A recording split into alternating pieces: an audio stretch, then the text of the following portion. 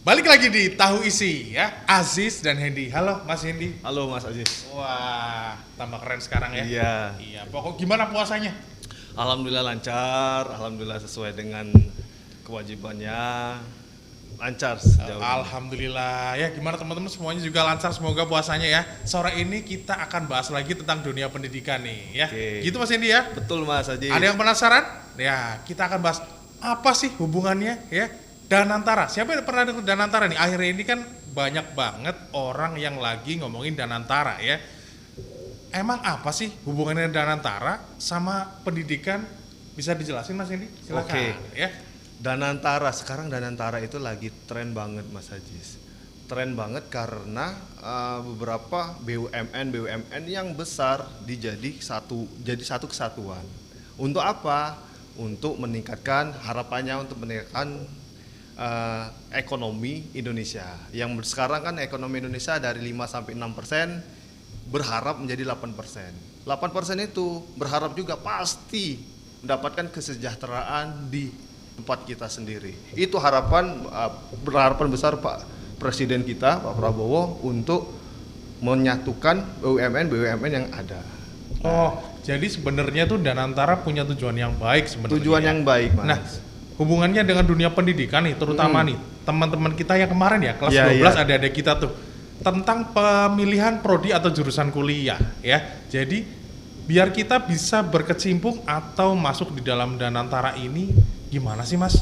Nah, Danantara itu tadi BUMN kan Mas. BUMN ada Bank Mandiri, ada Bank BRI, Pertamina, Telkom, PLN, sama Min ID. Di situ jurusan-jurusan yang kita perkuliahan itu bisa masuk ke dalam semua, dalam di Danantara itu. Siapa sih yang nggak mau kerja di BUMN? Ya kan, yang lagi seksi kerja, terus insya Allah dapat pensiunan. Jadi kalau masa tua nanti kita tidak memikirkan lagi besok makan apa, tenaga saya seperti apa, seperti itu. Nah, makanya korelasi dari ke dunia pendidikan ini program studi yang ada khususnya kalau di sini kan Politeknik Negeri Cilacap. Itu nyambung Mas, nyambung banget ketika kita mau masuk di BUMN. Nah, di sini kan kalau di Politeknik Negeri Cilacap atau kampus lain, jangan kita gak usah ngomongin institusi nih. Kita ngomongin program studi yang sejalan ataupun yang bisa masuk ke BUMN itu yang di Danantara. Pertama ada bank itu kan semua uang masuk ke sana semua, ya pasti. Kan masuk ke sana semua. Di situ ada manajemen pastinya ya. Kalau kita ada akuntansi dan beberapa ekonomi itu masuk ke di sana. Kemudian di Pertamina itu ada beberapa, kalau kita ada teknik listrik, teknik mesin, elektronika, informatika, itu bisa masuk ke sana semua.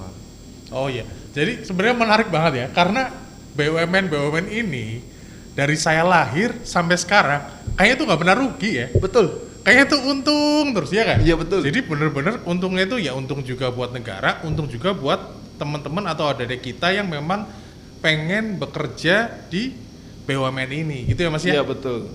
Ya kenapa nggak pernah untung Mas? Coba kita ngeliat kalau misalnya di jalan pasti banyak motor. Yang punya siapa? Yang punya bahan bakar Pertamina. Kita di rumah santai duduk, ada lampu, ada AC. Yang punya siapa? PLN. Kita bayar ke PLN. Kita internetan. Yang punya siapa? Telkom. Toh itu providernya apapun, Mentari kah, Telkomsel, yang punya Telkom. Ya kan? Kalau misalnya terus ada di Min ID. Min ID itu ada pertambangan. Ini listrik dari pertambangan batu bara. Ada Bukit Asam, pertambangan batu bara. Terus kita jalan di rumah ada panci, ada aluminium dari Inalum. Ya kan? Terus semua yang ada kita tuh ngelihat, kita memakai semua yang ada. Makanya kalau kita logikanya sih nggak bakal rugi kan gitu kan. Nah, kita balik lagi nggak bakal rugi. Gimana caranya kita kok bisa masuk ke BUMN ini? Iya kan? program studi apa yang cocok, Iya. program studi apa yang sesuai, Iya. kan gitu. Nah, Bener nih. Jadi yang terjadi sekarang ya Mas, isu Danantara itu kan terkesan lebih ada arah ke negatif gitu ya. Ya. Tapi sebenarnya ada arah yang lebih positif sebenarnya ya. Ya, itu yang memang arah positif. kita sebagai masyarakat itu kadang-kadang nggak tahu lebih luas ya. Mungkin pemerintah memang harus mensosialisasikan lewat utusan-utusannya. Jadi masyarakat atau teman-teman atau adik-adik yang sedang pengen kuliah atau pengen cari kerja di dunia BUMN yang ada di Indonesia ini itu akan tersalurkan dengan baik, Mas. Betul. Gitu. Jadi anggapan-anggapan negatif itu akan berubah atau akan berubah menjadi positif. Gitu. Jadi secara alam bawah sadar nih, wah jadi semangat. Gitu. Negatif. Ini menurut perspektif saya, kenapa negatif? Karena merubah budaya, Mas. Yang mana biasanya itu nggak ada jadi ada, itu sulit banget. Ketika kalau udah menjalanin, udah jalan, udah enak, itu sudah gampang banget seperti itu. Udah enak banget. Loh, kok tiba-tiba ekonomi naik?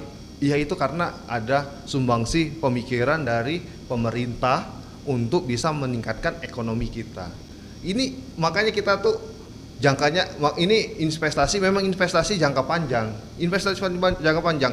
Mungkin negatif pemikiran kita nggak pernah yang namanya berkecimpung di dunia investasi. Nah, ini awal mulanya untuk di dunia investasi, dunia broker ataupun yang lain. Agar apa? Kita ngelihat Singapura kecil kok bisa maju seperti itu, karena semua perputaran ekonomi yang ada di dunia itu ke Singapura dulu, baru ke negara-negara lain. Kita kenapa nggak bisa?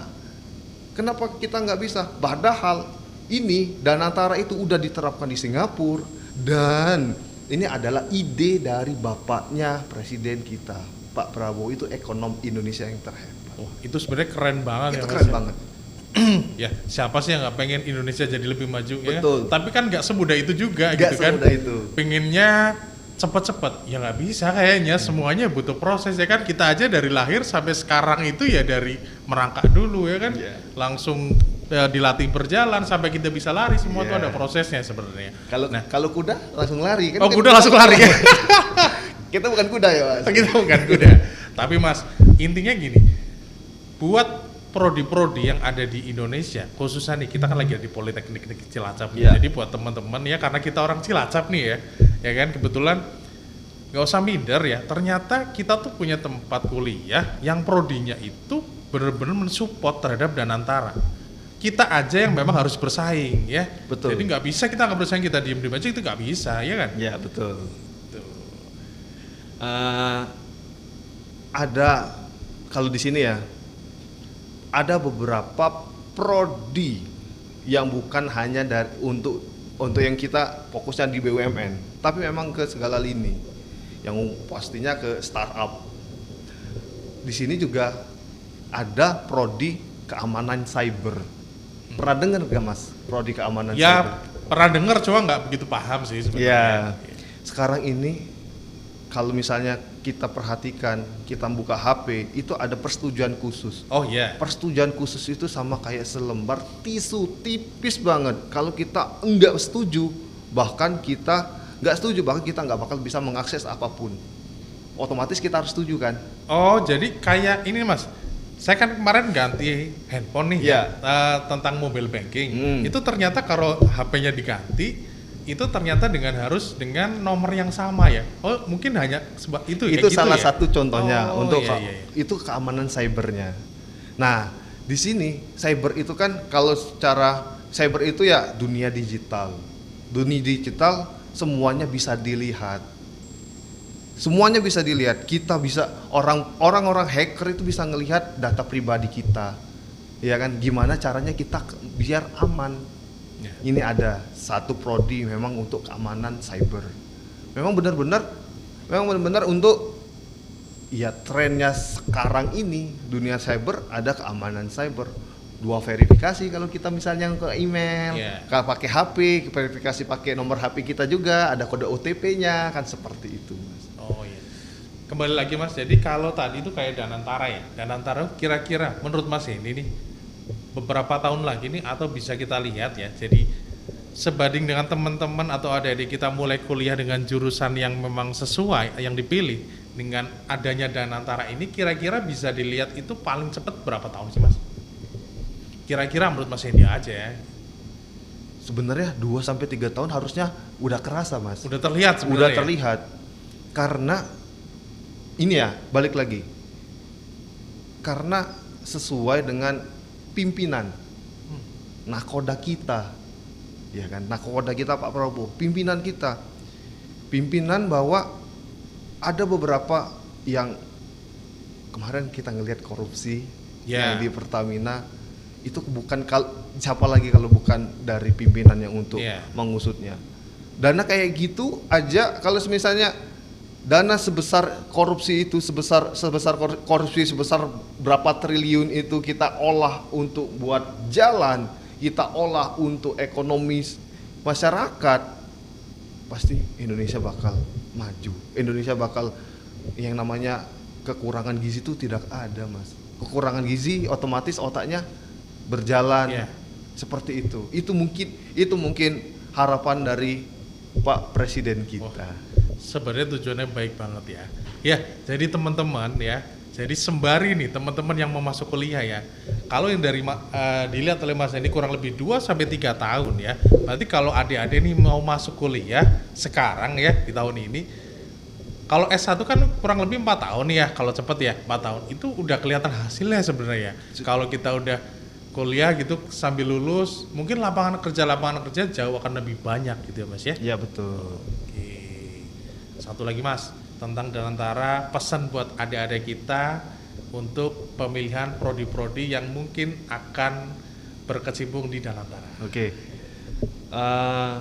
Yang untuk memilih prodi, sesuaikan dulu dengan hati dan pikirannya. Kemudian setelah itu lihat peluang yang paling besar. Kenapa melihat peluang paling besar? Ngelihatnya seperti ini. Ngelihat sekarang kayak kita ini penggunanya listrik PLN, ya kan? PLN dimanapun pasti dia untung. Gimana caranya untuk bisa masuk ke dunia PLN? Lihat prodi yang khususnya prodi apa? Prodi listrik. Telkom, gimana caranya untuk ke Telkom? Prodi khususnya prodi informatika bisa, telekomunikasi juga bisa.